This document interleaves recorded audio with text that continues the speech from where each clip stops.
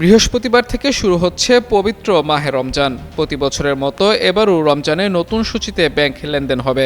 রমজান মাসে সকাল 9:30 থেকে বেলা 2:30 পর্যন্ত লেনদেন করা যাবে।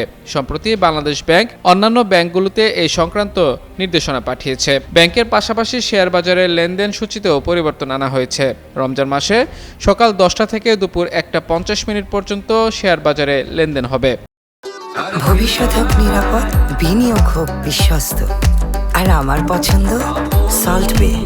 ওয়েলকাম টু সল্ট বে। সাধারণ সময়ে শেয়ার বাজারে লেনদেন হয় দুপুর 2:30 পর্যন্ত। বাংলাদেশ ব্যাংকের সার্কুলারে বলা হয়, রমজান মাসে দুপুর 1:15 থেকে 1:30 পর্যন্ত জোহরের নামাজের বিরতি থাকবে। বিরতির মধ্যে সাধারণ সময়ের মতো অভ্যন্তরীণ সমন্বয়ের মাধ্যমে লেনদেন অব্যাহত রাখতে হবে।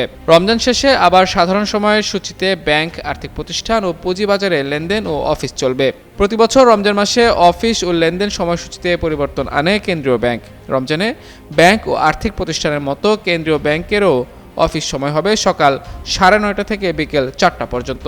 এ সময়ের মধ্যে ব্যাংকগুলোকে কেন্দ্রীয় ব্যাংকের সঙ্গে দাপ্তরিক কাজ সারতে হবে। এছাড়া বাংলাদেশ ব্যাংকের বিভিন্ন প্ল্যাটফর্ম ব্যবহার করে আন্তঃব্যাংক লেনদেন নিষ্পত্তিও হবে নতুন সূচিতে।